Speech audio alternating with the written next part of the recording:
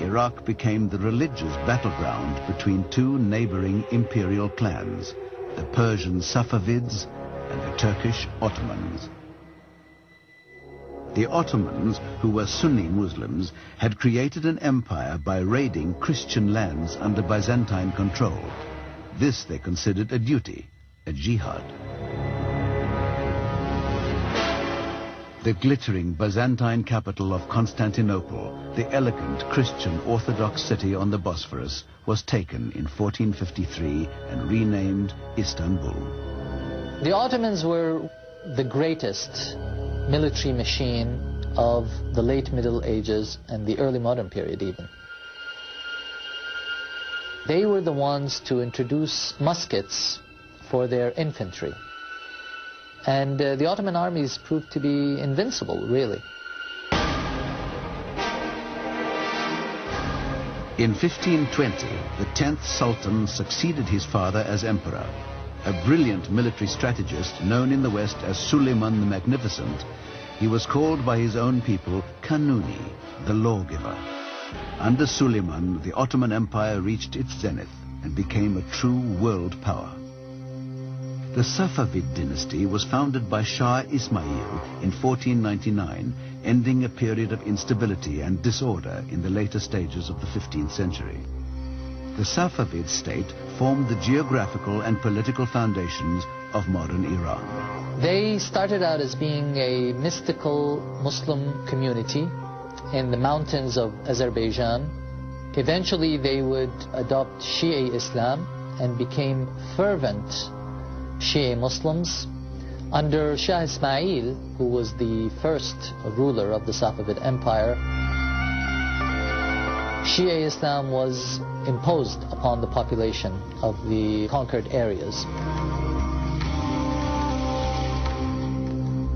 Shah Ismail invaded Iraq in 1508, partly to take possession of its two holiest Shiite cities, An-Najaf and Karbala.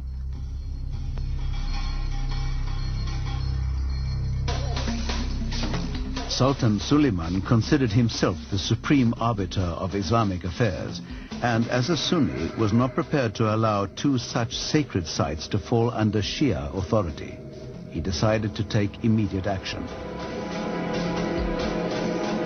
They needed to conquer it, not only to defeat the Shia Persians and acquire legitimacy as Sunnis, but Iraq also represented for Suleiman the Magnificent the seat of the Abbasid Empire. For him, by conquering Iraq, he was resurrecting this Abbasid Empire. He viewed himself as the inheritor of the legacy of the Abbasids. Suleiman began his campaign in Iraq in 1533. Surprisingly, a year later, he had captured the former Abbasid capital of Baghdad without a bloodbath taking place. Baghdad surrendered quite easily to the Ottomans. Sunni scholars go out to Suleiman and they give him the keys of the city, saying, please take it over. We have been subjected to this persecution by the Safavids and we need you to take it over. Despite Suleiman's complete victory, the Ottomans and Safavids continued to fight for control of Iraq long after the Sultan's death in 1566. The Safavids were driven out permanently in 1638, and Iraq was then formally absorbed into the Ottoman Empire. But the next 2 centuries proved difficult for Suleiman's descendants. The region was almost impossible to govern. It was a very fractured society. Tribalism was very strong in many parts, and in fact most people were either rural or tribal. The cities were small and few, and the Ottomans governed through a rather thin administration, mainly of Ottoman Turks, but with some Arabs as well. And it was Islam, the belief in Islam, Islamic institutions and so on that held it together. At the beginning of the 19th century, the Ottoman government imposed central authority on the region. they divided it into 3 administrative districts, which together would form the geopolitical base of modern Iraq. These were Mosul, Baghdad, and Basra.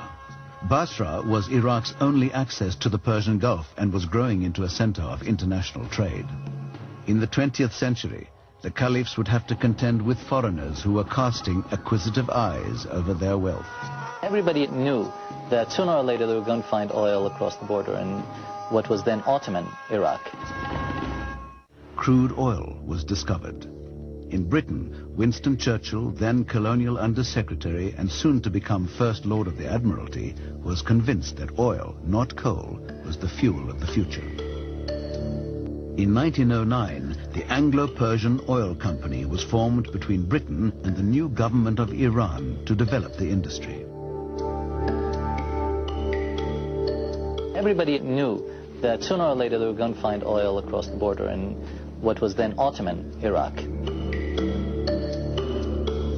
British investments increased, British presence increased, and already there were well-detailed plans to conquer at least the southern part of the country prior to World War I.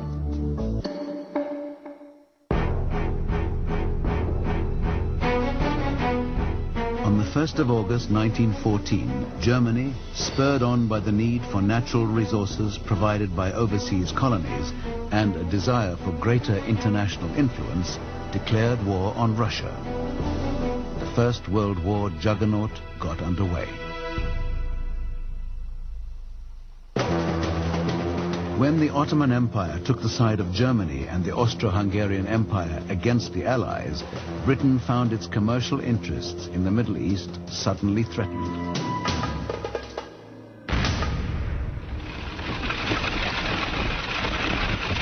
In November 1914, the British Army occupied Basra to defend the Anglo-Persian Oil Company's oil fields and refineries in neighboring Iran.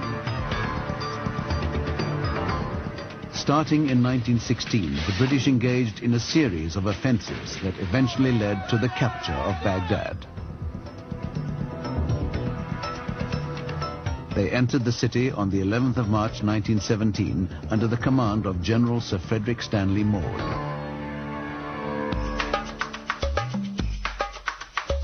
9,000 Turkish soldiers surrendered. General Maude announced to the citizens of Baghdad, "Our armies do not come into your cities and lands as conquerors or enemies, but as liberators." The British Army continued to move north until it captured Mosul early in November 1918. Britain then controlled almost all of Iraq. The Ottoman Turks were beaten and the Allies were on the brink of victory everywhere in Europe. The First World War had at last come to an end.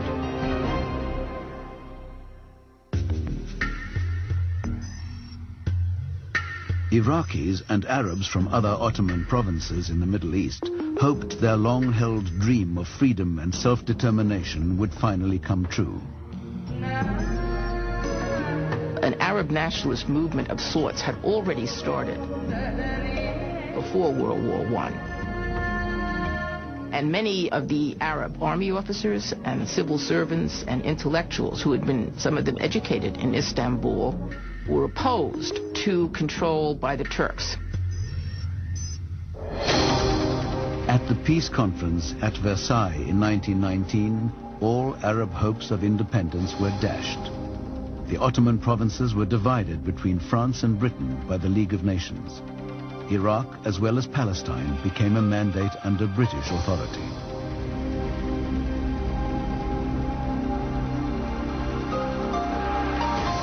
These countries were deemed to be almost ready for independence, but they were going to need help from foreign powers to prepare them for independence. Nation building, we call it today. Arnold Wilson was the administrator in charge of the Iraq mandate.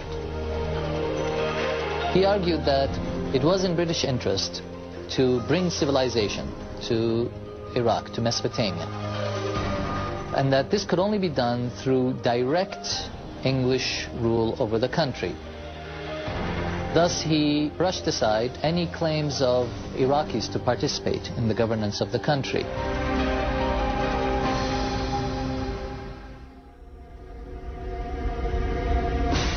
Enraged at being shut out from the government of their country, 100,000 armed Iraqis rose in revolt against their new rulers in July 1920.